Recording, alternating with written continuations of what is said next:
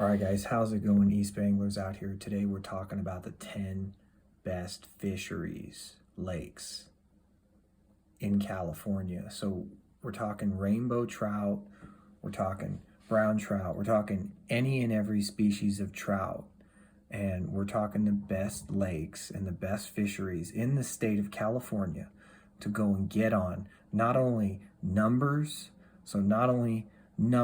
a whole bunch of fish, but we're talking size, quality, as well as quantity. And today we're gonna break down those fisheries. We're gonna start at 1, we're gonna go all the way down up to 10. But for the most part, these aren't gonna be in specific order of best to worst. We're just gonna focus on the best 10. So the first one we're going to focus on is the June Lake Loop area. So some of these lakes I'm talking about that are in that area are Convict Lake, Crowley Lake, and those two lakes are really good when you talk about, a lot of potentially a lot of trout being caught and quality trout. It's hard to think of anywhere else that would outproduce Convict and Crowley Lake. These two lakes are known for giant rainbows. They're also known for giant browns. Now, they're abundantly planted throughout a good part of the entire year.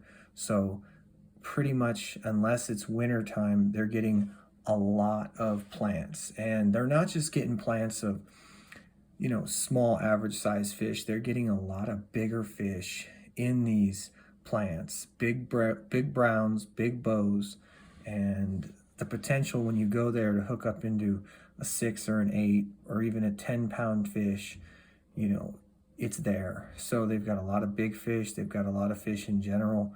And there's, for whatever reason, there's this area, Mono County, gets just a large budget. They produce a lot of big fish. They have a lot of plants, but they're investing a lot. The communities around those fisheries, whether it be the hotels, the vacation cabins, the campgrounds, all these different places contribute, and they put in a lot of fish. So if you get a chance, Convict and Crowley Lake are going to be hard to beat as far as trout fishing goes. The second one is going to be Silver Lake. Now, Silver Lake, California, it's extremely scenic, like the other two we just talked about. It's got great scenery. It's got an abundance of fish. It's got really big fish swimming around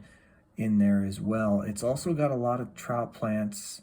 I think that's important. It's a sustainable fishery, and it has a lot of wild fish in there, but it's also got a lot of plants, which keeps the numbers extremely high. So when you go there, you're going to be able to generally catch quite a few fish, and a lot of that has to do with the plants. Recently, 2 years ago, somebody actually caught, it was in June or July, somebody actually caught a 18-pound brown. So if you're going for, browns, rainbows, if you're going for Mackinac, this fishery has it all. At one point, they even had some brook trout, but I'm not sure if there are very many left or any at all. But Silver Lake's a great option as far as trout fishing any day of the year. Now, another place we're going to talk about, number 3, is going to be Little Grass. Now, Little Grass is going to be located a little bit further north than some of the fisheries we've been talking about. And this fishery is once again got a lot of rainbows, a lot of browns. It's stacked. When it comes to big fish, it's got just, it's second to none. Big fish come out of there quite commonly. And as far as, location, a lot of these fisheries are definitely higher elevation, out of the way, and part of the benefits to those being higher up and out of the way is that not as many people get to consistently fish them and deplete them. So there's going to be certain lakes that are more local to big cities, and those are going to get depleted a lot faster when it comes to wild fish, when it comes to the planted fish. They're going to be depleted, and they're going to, really suffer from being so close to so many people. A lot of the fisheries on this list are not that close to the big cities. So Little Grass is a phenomenal fishery, with a self-sustainable fishery with a lot of quality as well as quantity. And I myself have had some of my best days fishing that lake. The next place we're gonna talk about is going to be Lake Tahoe. Now, Lake Tahoe is both located on the California side as well as part of the lake being located on the Nevada side.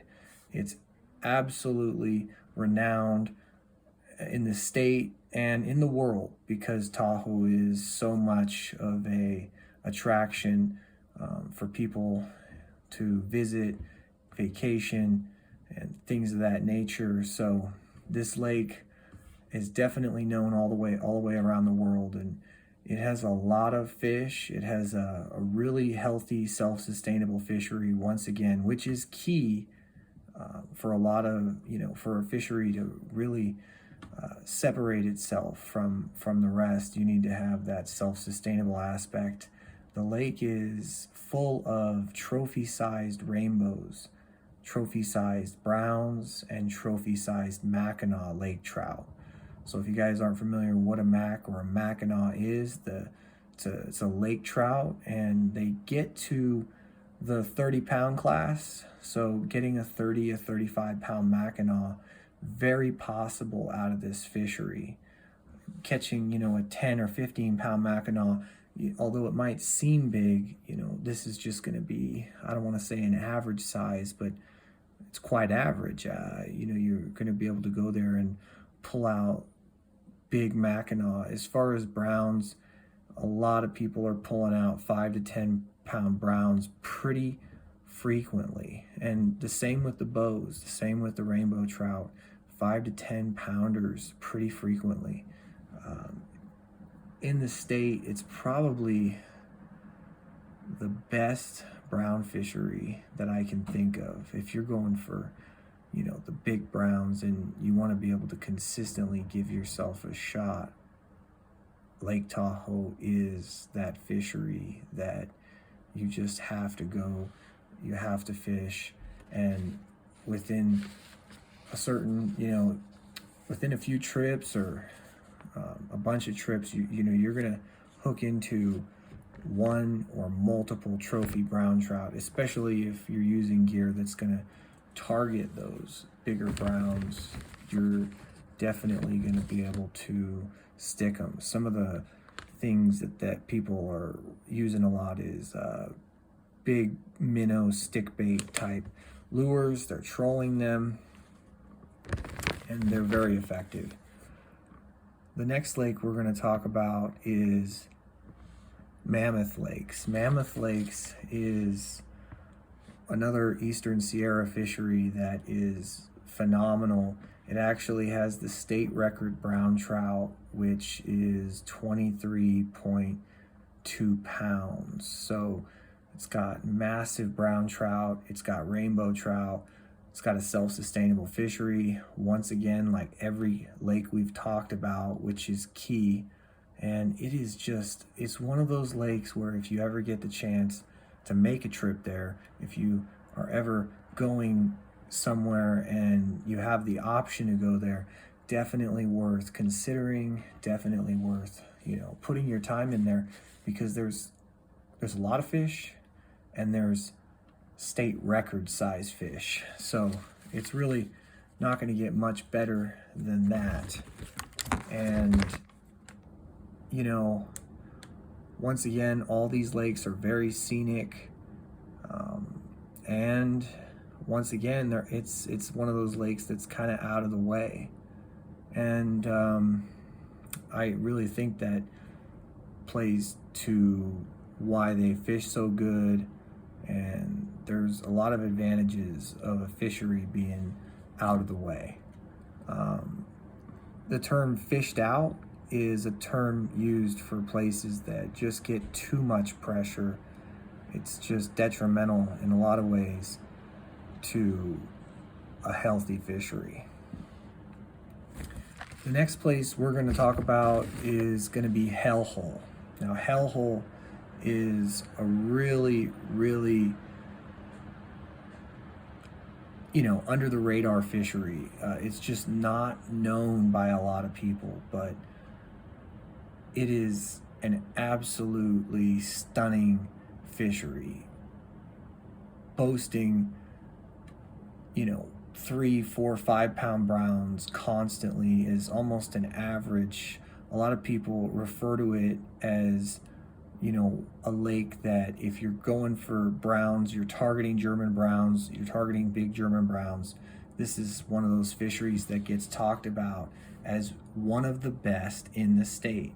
Now, there's also a lot of rainbows in there, but the rainbows don't tend to be even close to as large as the browns. Now, a lot of the reasons that the browns are getting so big is they, at a certain point, at a certain age, they start eating everything. They've got really big, sharp teeth, and they get aggressive, very aggressive. They definitely develop, cannibalistic tendencies. They will eat their own offspring. They will eat other browns. They will eat other trout. They have no problem, eating their own. So as far as fisheries, some of the upsides to this lake are that it's amazing and it fishes excellent. Some of the downsides of hellhole is the access is nearly impossible. So if you're not going to launch a boat or a raft or a kayak or a float tube or something that's going to get you out there, you're not going to have any access to the lake. And that's the downside, but it's also one of the reasons this lake fishes so well. Now, something else I didn't mention yet, but all these fisheries we talked about are full of boulders. They're full of rocks. They're full of riprap structure. And a lot of this holds food. It also makes for great habitat. At the same time, it also creates a lot of snags. You're going to lose a lot of lures. You're going to get a lot of hang-ups, and some of that, can be frustrating, but for the fish, it's just the perfect habitat. Hellhole, if you haven't heard of it, it doesn't sound like a fishery, but it is, and it's one of the best in the state. The next fishery we're going to talk about, lake, is Shasta, Lake Shasta. Now, this one is further up north than any of the others we've talked about, and it's extremely deep. It's a very big lake, and it is not as much of a lake with boulders like all the other lakes we've talked about. This one's going to be, it's going to have rocks, it's going to have boulders, but a lot less, and it's going to be one of those lakes, one of those fisheries that when you go there, it's going to be so big that you're going to have trouble as far as focusing on, you can't cover that entire lake in a day like you can a lot of these other lakes. So I would recommend staying on the northeast section of that lake. And in that section of the lake, there's the best trout fishing available, as well as the biggest trout available. So that fishery is well known for having a lot of trophy-sized rainbows and a lot of trophy-sized browns. It's very common for people trolling every year to pull out 5 browns, 6, 7 browns a year. Big browns around the 10-pound, 12-pound, even bigger range. So if you're looking for massive browns, trophy browns, if you're looking for trophy rainbows, this is a great little fishery. I mean, a great fishery in general. And it seems like sometimes, because it's so big, that can be a little bit of a struggle as far as locating, big schools, locating certain areas that are going to fish the best. That's why I recommend you stick to the northeast side of the lake, and you should consistently be more productive than if you were to fish the south and or the west end of that lake.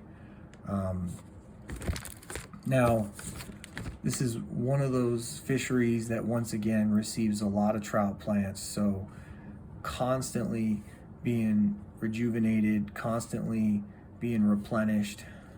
All these particular fisheries we're talking about today receive trout plants, heavy trout plants, and that's another factor to why they fish so good. The next lakes we're going to talk about, the next fishery, is going to be the Mother Lake area, and that's going to include Amador, #1, Lake Pardee, Lake Comanche, a couple other lakes, but those 3 are the best for trout fishing as far as that area. And it's really interesting. Amador has been producing some extremely large trout for some time now, all the way since the late 90s.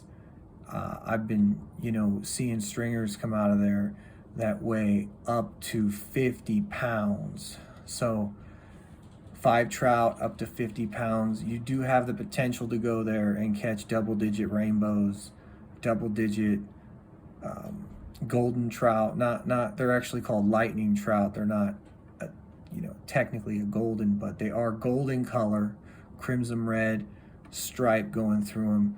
They've just started planting blue trout, which are another hybrid trout that they've created. They have their own hatchery, they're raising fish, and they're throwing them in like nobody else. They're also charging an arm and a leg to go there. I think your permit is like $11, your day use is $16.50. So it's pricey to get in there, but they are definitely putting the money back into the hatcheries, and therefore going back into that lake. And that is not that lake is not as many wild fish. We've talked about a lot of fisheries that they host a big population of wild fish. These particular fisheries do not, that we just talked about. The Mother Lakes do not have a large population of wild fish, but they are somewhat self-sustainable, and they receive so many plants that they're stacked. Lake Pardee, for example, is closed a good portion of the year, roughly 6 months. Almost half the year they're not open to fish. And what that does is it allows it to stay extremely good as far as fishing is concerned. As soon as that lake opens up, it fishes really good, and it doesn't stop fishing good until they close that fishery. And the first week of November, at the end of the first week, they close that fishery, and it doesn't open until usually toward the end of March is when they let you start fishing it. So if you haven't checked out some of those fisheries and you're somewhat, in the area, it's definitely worth taking a drive, taking a trip out there and fishing one of the motherlode lakes, specifically one of the three we just mentioned. And you should be able to catch a lot of fish and have the potential to catch some big fish. As far as if I had to pick one, I'd pick Amador out of those three. Definitely, in my mind, has the biggest potential. And, as far as the last lake that I'm going to talk about, it's kind of located just past the border of California, but it's so important. It's such a great fishery. It's got world-class fishing that I couldn't help but put it on the list, because what happens there is so impressive. We're going to talk about Pyramid Lake. Now, it's just outside of the California border in Nevada, and it is the best cutthroat fishery in the world. Now, if you're not familiar with cutthroats, they look fairly similar to a rainbow trout without the rainbow, without that pink in them, and they get crimson red and gold when the colder months of the year show up. Some of these fish turn a crimson red and a gold color. It's really pretty, but most importantly, this is as healthy as a fishery can get.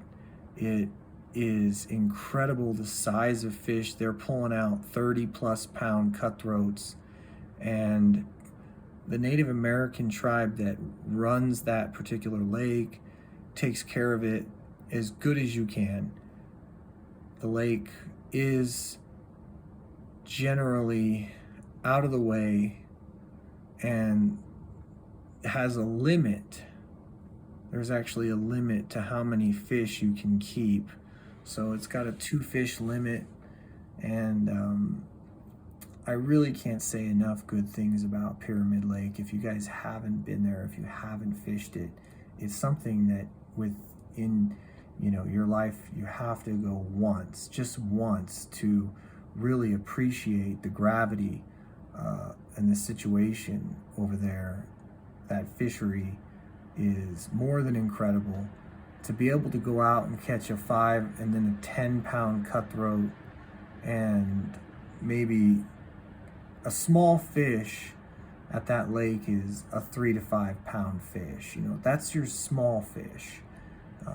Your big fish are upwards of 30 pounds and bigger.